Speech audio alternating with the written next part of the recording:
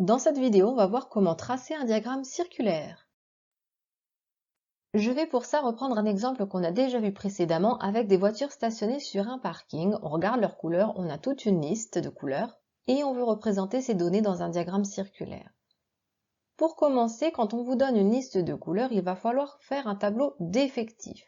Dans la première ligne du tableau, on note ce qu'on observe. Ici, on observe les couleurs, donc je vais mettre en titre de première ligne « couleurs ». Ensuite, je vais mettre une colonne pour chacune des couleurs rencontrées, blanc, gris, vert, bleu, noir. J'ai pas rencontré de rouge, je note pas rouge par exemple. Je mets vraiment que ce que j'ai rencontré. Et je termine par une colonne totale.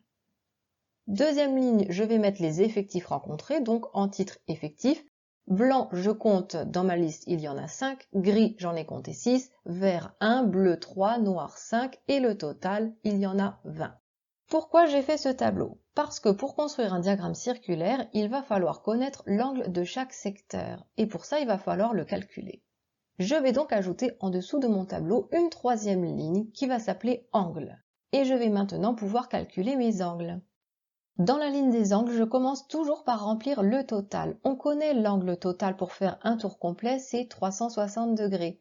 Un demi-tour, c'est un angle plat 180 degrés. Un tour complet, à savoir impérativement, c'est 360 degrés. Et maintenant, une fois que j'ai écrit ça, je vais pouvoir compléter mon tableau puisque c'est un tableau de proportionnalité. Je vous renvoie à une vidéo que j'ai déjà faite où je vous apprends toutes les méthodes pour compléter un tableau de proportionnalité.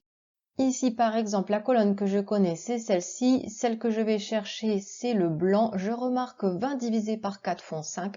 Donc, je vais faire 360 divisé par 4 et ça me donne 90. J'aurais pu faire un produit en croix, bien sûr. Pour la couleur grise, 6, je n'arrive pas à voir un lien. Je peux, dans ce cas-là, faire un produit en croix. Le produit en croix, je le fais toujours de préférence avec la colonne qu'on connaissait, qui est certaine. La première, c'est moi qui avais calculé 90. On sait jamais, je me suis peut-être trompée. Et la colonne avec ce que je cherche. Je fais ma croix, 6 fois 360 et je divise par 20. Et ça me donne 108. Pour le 1 fois 360 divisé par 20, ça va me donner 18. 3 fois 360 divisé par 20, 54. Et pour le 5, on avait déjà calculé 90. Une remarque pour le vert, j'aurais pu aussi faire 20 divisé par 20 qui font 1, donc 360 divisé par 20 qui font 18. Pour le bleu, j'aurais pu constater que c'était le triple du vert, donc le triple de 18, ou la moitié du gris, donc la moitié de 54. Je vous rappelle, il y a plein de méthodes pour remplir ça.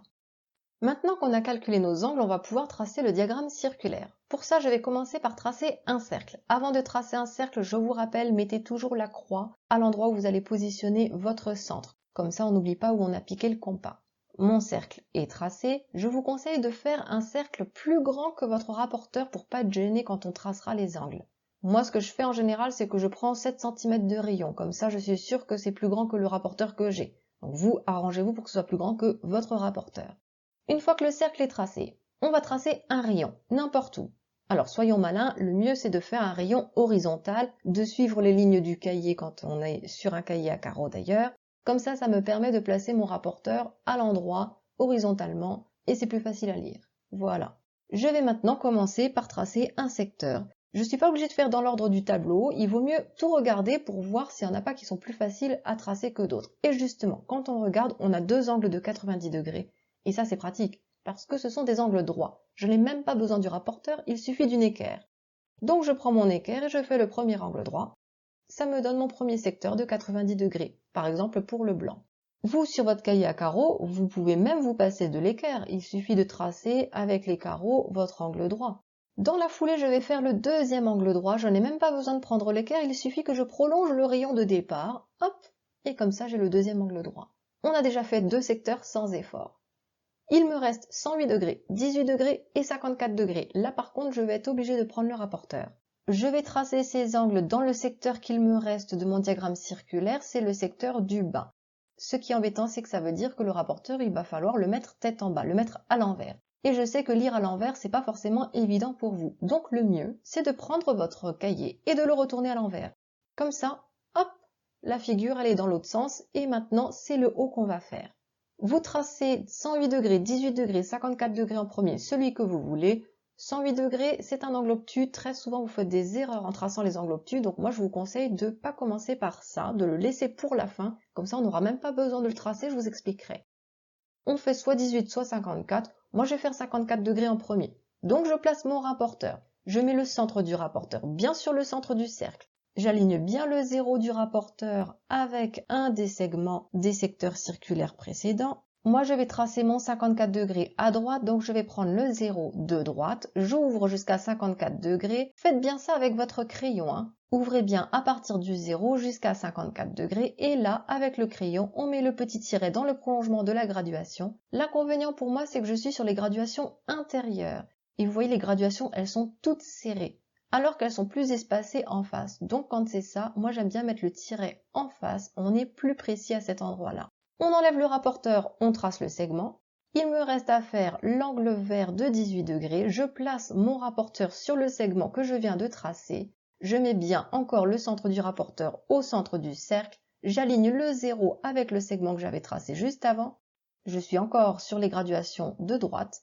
On suit avec le crayon jusqu'à 18 degrés et on met notre tiret. Là encore, on est sur les graduations intérieures pour moi, donc je vais mettre le tiret en face pour être plus précise au moment du tracé.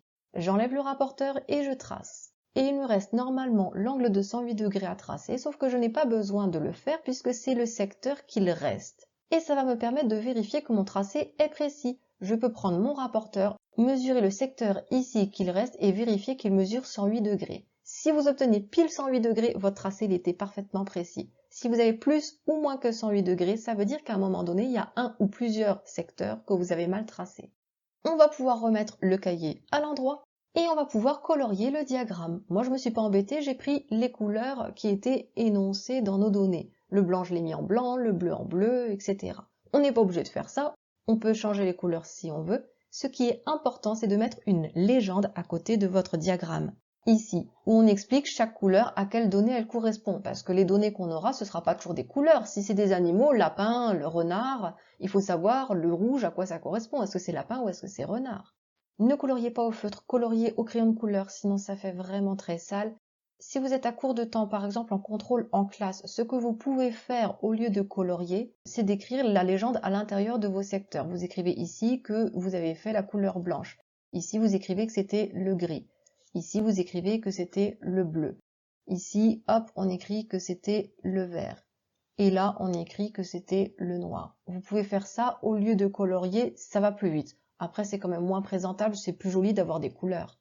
Normalement, avec tout ça, vous êtes prêt à tracer un diagramme circulaire tout seul.